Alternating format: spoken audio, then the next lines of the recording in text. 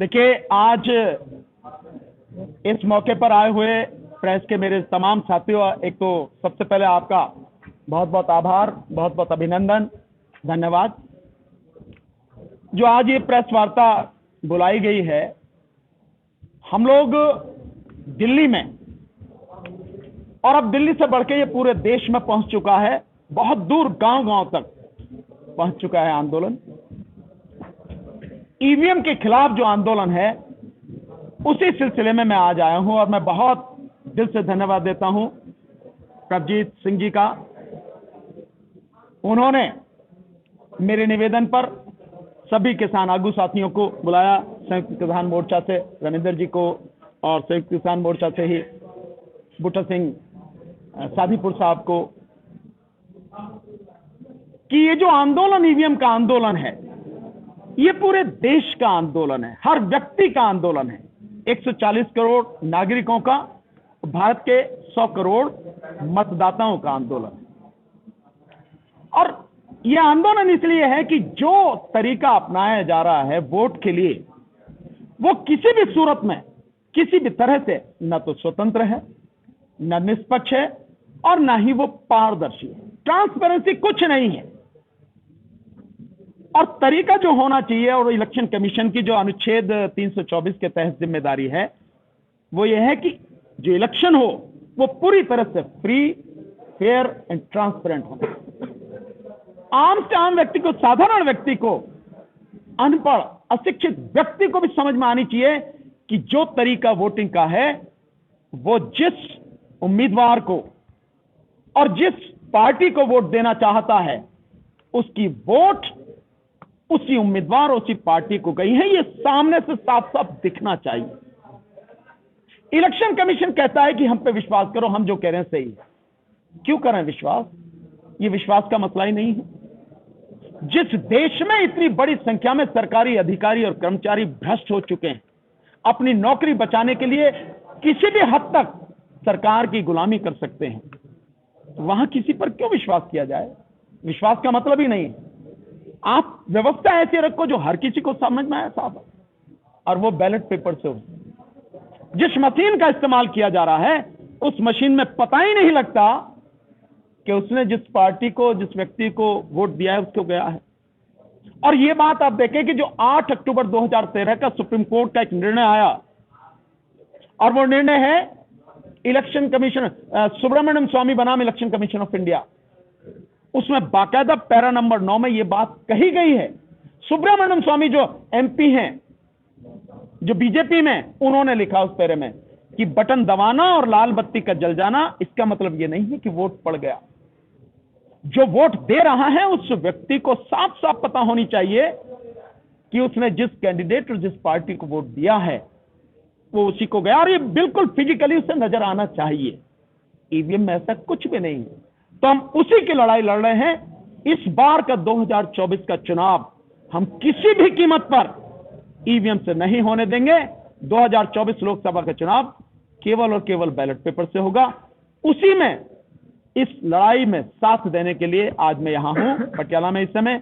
अभी इसके बाद 4 बजे मेरी मीटिंग जालंधर में है, जालंधर में है, वहां पहुंचूंगा। और मैं जितने भी संयुक्त किसान मोर्चा के किसान आगू हैं, यूनियन से, सभी से, और जितने भी एडवोकेट साथी हैं, उन सबसे निवेदन करने आया हूं इस लड़ाई में साथ। सुप्रीम कोर्ट ने जैसे आपने वैसी ऑर्डर किया कि लाल बत्ती जल गई, इससे क्लियर नहीं होता कि वोट कहाँ गई है, लेकिन सुप्रीम कोर्ट ने उस पर पाबंदी भी नहीं लगाई। इसमें कारण क्या लगता है कि आगे लेके जाओगे आप? देखिए, सुप्रीम कोर्ट ने उस ऑर्डर में जो बात कही थी, वो ये कही गई थी कि भाई ईवीएम मशीन में भरोसा हासिल करने के लिए इसके साथ वीवीपैट लगाई जाए। और आप देखेंगे कि हमने अभी इसी 6 जनवरी को दिल्ली के जंतर मंतर पर बाकायदा ईवीएम में जो घोटाला होता है, किस तरह से वोट किसको दी जाती है और कहां जाती है, बाकायदा उस मशीन का, वीवीपैट जिसे कहते हैं, हमने पूरा डेमोन्स्ट्रेशन करके, प्रदर्शन करके दिखाया। आप जानते हैं उसके बाद असर क्या हुआ? उसके बाद असर यह है कि इलेक्शन कमीशन, ऐसा पहले कभी नहीं हुआ, इलेक्शन कमीशन जगह जगह देश में ईवीएम को ले जाके दिखा रहा कि आओ वोट डालो, देखो हमारी मशीन खराब नहीं है। हमारा सवाल इससे आगे है, जब पढ़े लिखे लोग नहीं जानते कि ईवीएम मशीन कैसे काम करती है, तो इस देश में लगभग आधी आबादी जो अनपढ़ है वो कैसे जानेगी? और तरीका वही होना चाहिए कि हर कोई जाने।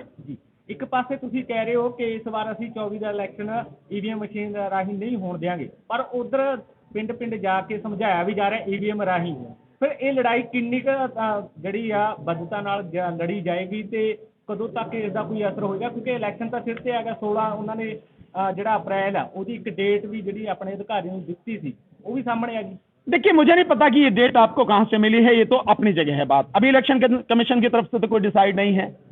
और दूसरी जो बात है कि हम कहां तक लड़ाई जाएंगे। मशीन को रोकना केवल 1 मिनट का काम है कि इससे नहीं होगा, बैलेट पेपर से होगा। मशीनों की तैयारी के लिए सालों लगते हैं। मशीनें बनती हैं, आती हैं, फिर अलग अलग जगह जाती हैं, फिर उनको तरीके से जो है जो भी उन्हें करना होता है वो करते हैं। ये सारी प्रक्रिया होती है। बैलेट पेपर बनने में कितना समय लगता है? कब बनता है बैलेट पेपर? बैलेट पेपर बनता है जिस दिन नाम वापस लेने की आखिरी तारीख होती है 3 बजे, और उसके बाद जो सभी जो कैंडिडेट हर कॉन्स्टिट्यूंसी में होते हैं उनको सिंबल अलॉट कर दिया जाता है। उसके बाद फाइनलिस्ट लेके कि ये कैंडिडेट है इस कॉन्स्टिट्यूंसी में, तब वो छपने जाते हैं। मात्र 8 दिन में बैलेट पेपर छप जाते हैं, मात्र 8 दिन में। और इन मशीनों का जो खर्चा है, केवल वीवीपैट का खर्चा ही एक बार जो पिछले 2017 में बनी, उस दौरान जो खर्चा था वो तकरीबन 3,500 करोड़ का था, जो इलेक्शन कमीशन को दिए सरकार ने सुप्रीम कोर्ट के कहने पर। ये तो उसका खर्चा था। ईवीएम का खर्चा वो अलग बात, इसकी नहीं है। खर्चा कितना ही भी हो, समय कितना ही भी लगे, लेकिन देश के संविधान के अनुसार free, fair and transparent election कराने के लिए और पारदर्शी चुनाव के लिए, लोकतंत्र को बनाए रखने के लिए जरूरी यह है कि सब कुछ शीशे की तरह साफ हो, कहीं कुछ धुंधला ना हो। ਵਿਰੋਧੀ ਪਾਰਟੀਆਂ ਕਿਉਂ ਨਹੀਂ ਮੁੱਦਾ ਚੱਕ ਰਹੀਆਂ ਜੀ? ਜਿਵੇਂ ਕਾਂਗਰਸ ਹੋਗੀ ਜਾਂ ਹੋਰ ਪਾਰਟੀ, ਉਹ ਕਿਉਂ ਨਹੀਂ ਮੁੱਦਾ ਚੱਕ ਰਹੀਆਂ ਜਦੋਂ ਉਹ ਵੀ सतत वार चल रही है? देखिए, हमारी बात सबसे है। अभी जैसे हमने 6 तारीख का प्रोग्राम किया तो हमने सबको, जो इंडिया गठबंधन में मुख्य पार्टियां हैं, बाकायदा हमने ईमेल के माध्यम से हमने उनको लेटर भेजा कि इस लड़ाई में आप भी आइए। हम अभी भी लगातार कोशिश कर रहे हैं। अब उनसे फिजिकली भी हम जाके बात कर रहे हैं, उनके ऑफिस में जाके, क्योंकि ये मुद्दा तो सबका है। सबसे ज्यादा मैंने तो कहा, दिग्विजय सिंह जी जो आए थे, अभी एक मीटिंग हुई थी हमारी, उस मीटिंग से पहले वहां पे नॉर्थ एवेन्यू में, तो मैंने उनको कहा कि सबसे बड़ा नुकसान तो कांग्रेस को हुआ है, तो कांग्रेस को सामने आना चाहिए इस मुद्दे को लेकर। जीता हुआ इलेक्शन आपके हाथ से छीन लिया गया, तो आप कहेंगे, और अगर देश तबाह होता है तो कांग्रेस भी गुनहगार होगी, सभी पार्टियां गुनहगार होंगी, तो उन्हें आना पड़ेगा। मुझे विश्वास है इस लड़ाई में देर सवेर वो सब आएंगी, पर यह आंदोलन जन आंदोलन बनना चाहिए, और मैं जानता हूं ये जन आंदोलन बनेगा। मैं एक इसमें आपको बताना चाहता हूं क्यों मैं ये बात कह रहा हूं इतने विश्वास के साथ। आज मैं आया हूं तो आप सबको देख रहे हैं, संयुक्त किसान मोर्चा के जो आगू हैं आज हमारे साथ बैठे हैं इस मीटिंग में। इसके अलावा हमने एक नंबर दिया था, मैं वो नंबर आपको बता रहा हूं, आप पूरे सब लोग, हमने मिस कॉल का नंबर दिया था ये जानने के लिए कि जो हम बात कर रहे हैं वो कहां तक पहुंच रही है, और वो नंबर था 966 77 22 062 966 77 220 62, ये नंबर दिया। आप यकीन करेंगे कि प्रतिदिन कितनी कॉल आ रही हैं? 2 लाख से ज्यादा प्रतिदिन इस पर मिस कॉल आ रही है, 2 लाख से ज्यादा। और इसके अलावा जो मैंने नंबर दिया था कि जो जुड़ना चाहते हैं वो मेरे नंबर पर मैसेज करें, मेरा फोन बंद नहीं रहता 2 मिनट के लिए भी, सुबह से लेकर शाम तक इतने फोन आ रहे हैं, और मैं दावे के साथ कह रहा हूं गांव गांव तक ये होगा। और इसीलिए मैं आपको कह रहा हूं ये लड़ाई गांव गांव तक पहुंच चुकी है, पहुंच जाएगी। ईवीएम गांव में घुस नहीं पाएगी, मैं दावे के साथ कह रहा हूं। ईवीएम से गल चुकी है, लेकिन जो बैलेट पेपर तो लगता नहीं जिवें पॉपुलेशन अपने इंडिया की कि लंबा प्रोसेस है बैलेट पेपर का। कैसे लंबा प्रोसेस है, मुझे आप बताइए। इस देश में क्या लोगों की कमी है? मैन पावर अगर चाहिए तो बढ़ाई जा सकती है, कमी तो है नहीं, 140 करोड़ की आबादी है। क्या इस देश में पैसे की कमी है? जब इस देश के प्रधानमंत्री पर प्रतिदिन 43 से 45 करोड़ रुपए केवल उसके प्रचार पर खर्च होते हैं, तो पैसे की कमी है? नहीं, कोई पैसे की कमी नहीं है। इसके अलावा अगर डेमोक्रेसी को बरकरार रखने के लिए, संविधान को बचाने के लिए काउंटिंग में 2 से 4 दिन और लग जाते हैं तो क्या फर्क पड़ता? हालांकि इतने लगेंगे नहीं, मैं आपको इसका उदाहरण बताता हूं। यह बात जब आई कि भाई वीवीपैट की पर्चियों की गिनती होनी चाहिए, तो चुनाव आयोग की तरफ से क्या उत्तर दिया गया था सुप्रीम कोर्ट में, उसने कहा तब इसमें थोड़ा सा खर्चा होगा, हमें इंतजाम थोड़ा बड़ा करना पड़ेगा और 4 से 5-6 दिन और लगेंगे। एक देश को, इतना बड़ा देश, दो मदर ऑफ डेमोक्रेसी कहा जाता है, उस देश में डेमोक्रेसी को बचाने के लिए क्या ये बहुत बड़ी कीमत है? क्या ये कीमत देश अदा नहीं कर सकता? और डेमोक्रेसी इसलिए बचानी है कि डेमोक्रेसी बचेगी तो ही इस देश के तमाम लोगों के अधिकार बचेंगे, नहीं तो बचेगा कुछ नहीं। और मैं बार बार कह रहा हूं, इस बार का चुनाव अगर ईवीएम से हो गया, निश्चित रूप से मोदी जीत के आए। सर ईवीएम और मोदी जीत के आएंगे तो इसके बाद चुनाव होने नहीं है, लोकतंत्र खत्म होना है, पक्का राजतंत्र की स्थापना होनी है। सर ईवीएम तो ਹੁਣ ਤੁਸੀਂ ਮੁੱਦਾ ਚੁੱਕਿਆ, यूपीए ਦੀ गवर्नमेंट ਆ ਵੀ ईवीएम सिखाते, लेकिन ਹੁਣ ਜਦੋਂ मुद्दा क्यों चुकाया जा रहा है? नहीं, मैं नहीं जानता कि उनके समय में क्यों किसी ने नहीं किया।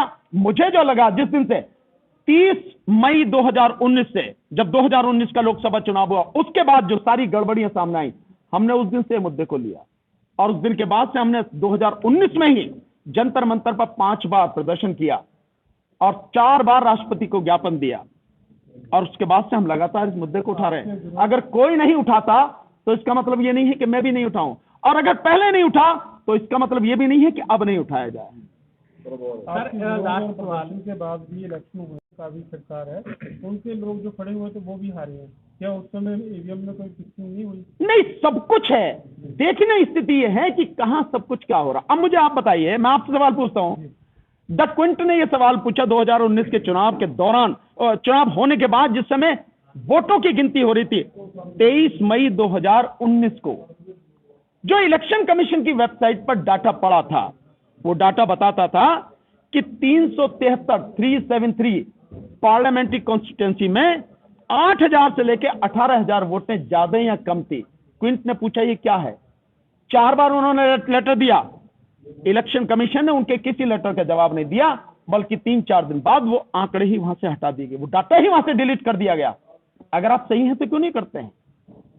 और अभी आपने देखा 2000, ये अभी जो चुनाव हुआ है विधानसभा का चुनाव 5 राज्यों में, एक कैंडिडेट जो राजस्थान में था और एक कैंडिडेट जो मध्य प्रदेश में था, दोनों कैंडिडेटों के बूथ में, जिस बूथ पर वो खुद हैं, उनका वोट जहां है, उस बूथ में उनका वोट जो है शून्य निकला। मैं मान सकता हूं परिवार के लोग ना दें, लेकिन जो कैंडिडेट है वो भी नहीं देगा अपने आपको वोट, शून्य कैसे निकला? और फिर यही सवाल, अगर पोस्टल बैलेट में 199 सीटों पर कांग्रेस आगे है, तो ईवीएम की गिनती के बाद ये उलट कैसे गया सारा? एक सर भाजपा वाला वन नेशन वन वोट दी कल कही है, ਤੁਹਾਡੀ ਕੀ राय है ऊपर? देखिए, इसके आगे, अच्छा आपने सवाल पूछा, इसके आगे और बता रहा हूं, केवल यहीं तक नहीं रुके वो, वन नेशन वन इलेक्शन, उसके आगे बढ़ गए हैं। दिल्ली में पोस्टर लगे हुए हैं, वन नेशन वन लीडर, मतलब एक वही व्यक्ति है इस देश में, मोदी का फोटो लगा हुआ बाकायदा, यही सब कुछ है। सो ये जो वन नेशन वन इलेक्शन है, कैसे संभव है? मैं आपसे बताऊं, संविधान ये कहता है कि अगर विधानसभा का चुनाव हुआ है तो विधानसभा का चुनाव 5 साल बाद होगा, अगर विधानसभा भंग नहीं कर दी गई है, ये कोई ऐसी आपात स्थिति नहीं है, 5 साल बाद। सपोज अभी आपके यहां पे चुनाव हुए पंजाब में, तो ये पंजाब के चुनाव 5 साल बाद होने हैं ना, अभी करा दिए जाए तो क्यों करा दिए जाए भाई? जिन राज्यों में अभी 5 राज्यों में अभी चुनाव हुए हैं, आप कह रहे वन नेशन वन इलेक्शन, तो उसके साथ आप चुनाव कराना चाहते हैं, क्यों करा दिए जाए? इसको चलने दो ना, पूरे 4.5 साल 4.5 साल हैं, क्यों? क्योंकि संवैधानिक व्यवस्था ही है। तो जो मोदी सरकार काम कर रही है और जो मोदी जी प्रचार कर रहे हैं, वो पूरा का पूरा संविधान के विरुद्ध है, जिसे बर्दाश्त किसी सूरत में नहीं किया जाएगा। इससे आगे क्या सोचा है आपकी तरफ से? छोटे-छोटे मीटिंग कर रहे हैं, पर ये लड़ाई बहुत ਵੱਡੀ है जी, कि ਇੰਨਾ ਸਮਾਂ ਹੈਗਾ ਕਿ ਇਹ ਛੋਟੀਆਂ ਮੀਟਿੰਗਾਂ ਨਾਲ ਇਹ ਉੱਭਰ ਪਾਏਗਾ ਜ਼ਿਆਦਾ? समय की कोई कमी नहीं है, संविधान में प्रावधान है, अगर स्थिति हो तो इलेक्शन को 6 महीने तक आगे टाला जा सकता है। तो जो ये बताया जा रहा है, जो कहा जा रहा है, ये उन लोगों के लिए तो ठीक है, उनको बहका दिया जाता है जो संवैधानिक व्यवस्था को नहीं जानते, जो कानून को नहीं जानते कि साहब ये है स्थिति, इस वजह से होगा, इतना खर्चा, ऐसा कुछ भी नहीं है। संविधान में हर तरह की व्यवस्था है कि अगर परिस्थिति ऐसी है तो आपको क्या करना है। समय की कोई कमी नहीं है किसी भी तरह की। लेकिन मैं आपको कह रहा हूं, इस देश की जनता को धन्यवाद, जिसे अनपढ़ समझा जाता है, नासमझ समझा जाता है, वो गांव गांव में लोग इसका जबरदस्त तरीके से विरोध कर रहे हैं और खड़े हो चुके हैं। और इतने ही थोड़े से समय में इतने थोड़े से समय में ये आंदोलन पूरे देश में गांव-गांव तक पहुंच चुका है। समय की कोई कमी नहीं। और मैं समझता हूं आज जब मैं यहां हूं तो किसान मोर्चा के, संयुक्त किसान मोर्चा के साथी और आदरणीय बूटा सिंह सादीपुर साहब जो हमारे साथ में हैं, भाई साहब रविंदर पाटियाला जी हमारे साथ में हैं, कीर्ति किसान यूनियन से, और संयुक्त किसान मोर्चा के आगू हैं। ये सब अब जब साथ में हैं, भाई हमारे साथ में प्रभजीत पाल जी हैं, सब लोग साथ में, तो कितने आपकी एक आवाज। मैं तो कहूंगा आप मेरे से सवाल पूछने के बजाय आप आपसे ही पूछिए। मैं तो चाहूंगा कि घोषणा यही प्रेस कॉन्फ्रेंस के सामने होनी चाहिए कि पूरा संयुक्त किसान मोर्चा इस आंदोलन का समर्थन करेगा। मैं नहीं, आपको कहें। और मैं तो बहुत निवेदन करूंगा हाथ जोड़कर आदरणीय बूटा सिंह सादीवाल साहब से कि जिस तरह से तमाम जो भारतीय किसान यूनियन के अलग अलग धड़े थे सबको जोड़कर संयुक्त किसान मोर्चा में लेकर आए, ताकत बनाई, इस बार भी उन सबको जोड़िए और कहिए कि हमारे साथ साथ में ईवीएम भी मुद्दा हमारा अपना मुद्दा है, इसको लेकर चलेंगे और पूरी ताकत से साथ देंगे। मैं तो विरोध कर रहे हो कि ना लो? ਜਿਹੜਾ ਸੰਯੁਕਤ ਮੋਰਚੇ ਦਾ ਜਿਹੜਾ ਹਾਂਜੀ ਸਰ ਜਿਹੜਾ ਵੇਖੋ ਸੰਯੁਕਤ ਮੋਰਚੇ ਵੱਲੋਂ ਐਲਾਨ ਦੀ ਗੱਲ ਆ, ਉਹ ਤਾਂ ਸੰਯੁਕਤ ਮੋਰਚੇ ਦੀ ਮੀਟਿੰਗ ਕਰਕੇ ਹੁਣ ਇਸ ਟਾਈਮ ਤੇ ਮੈਂ ਤੇ ਰਵਿੰਦਰ ਜੀ ਆ, ਦੋ ਜਥੇਬੰਦੀਆਂ ਤੁਹਾਡੇ ਆਪਣੇ ਜਥੇਬੰਦੀ ਨਾਲ ਅਸੀਂ ਨਾਲ ਆ ਬਿਲਕੁਲ। ਮੈਂ ਤਾਂ ਤੁਹਾਨੂੰ ਪਹਿਲਾਂ ਬੋਲ ਕੇ ਵੀ ਦੱਸਿਆ ਸਟੇਜ ਤੋਂ ਜਦੋਂ ਮੈਂ ਬੋਲ ਰਿਹਾ ਸੀ ਵੀ ਮੈਂ ਉੱਥੇ ਵੀ ਇਹ ਮੁੱਦਾ ਚੁੱਕਣ ਦਾ ਯਤਨ ਕੀਤਾ ਸੀ ਕਿ ਹੁਣ ਜਿਵੇਂ ਅੰਦੋਲਨ ਚੱਲ ਹੀ ਰਿਹਾ, ਸਾਰਾ ਦੇਸ਼ ਇਕੱਠਾ, ਸਾਰੇ ਦੇਸ਼ ਦੀ ਇਹ ਮੰਗ ਆ ਕਿ ਈਵੀਐਮ ਜਿਹੜੀ ਇਹ ਹਟਾਉਣੀ ਚਾਹੀਦੀ ਹੈ, ਬੈਲਟ ਪੇਪਰ ਰਾਹੀਂ ਵੋਟਾਂ ਹੋਣੀਆਂ ਚਾਹੀਦੀਆਂ ਨੇ। ਅਸੀਂ ਉਦੋਂ ਵੀ ਯਤਨ ਕੀਤਾ ਸੀ, ਠੀਕ ਹੈ, ਨਹੀਂ ਉੱਠ ਸਕਿਆ ਵੀ ਇਹ ਕਿਤੇ ਰਾਜਸੀ ਮੁੱਦਾ ਬਣੂਗਾ, ਤੇ ਹੁਣ ਵੀ ਅਸੀਂ ਨਾਲ ਆ, ਬਿਲਕੁਲ ਹੀ ਸਾਡੀ ਜਥੇਬੰਦੀ ਨਾਲ ਆ, ਡਟ ਕੇ ਖੜੀ ਆ। ਮੈਂ ਹੁਣੇ ਰਮਿੰਦਰ ਜੀ ਨਾਲ ਵੀ ਗੱਲ ਕਰ ਰਿਹਾ ਸੀ ਕਿ ਜਿਹੜੀ ਸਾਡੀ ਸੰਯੁਕਤ ਮੋਰਚੇ ਦੀ ਹਮਾਇਤ ਦੀ ਗੱਲ ਆ, ਉਹ ਅਸੀਂ ਸੰਯੁਕਤ ਮੋਰਚੇ ਦੀ ਮੀਟਿੰਗ ਦੇ ਵਿੱਚ ਇਹਨੂੰ ਫਾਈਨਲ ਕਰਕੇ ਉੱਥੇ ਸਭ ਕੁਝ ਕਹਾਂਗੇ। ਅਸੀਂ ਡਟ ਕੇ ਨਾਲ ਖੜੇ। ਇੰਨਾ ਆ ਕਿ ਕਿਰਤੀ ਕਿਸਾਨ ਯੂਨੀਅਨ ਵੱਲੋਂ ਅੱਜ ਤਾਂ ਅਸੀਂ ਸੁਣਨ ਆਏ ਸੀ ਭਾਨੂ ਪ੍ਰਤਾਪ ਜੀ ਨੂੰ, ਇਹਨਾਂ ਦਾ ਕੀ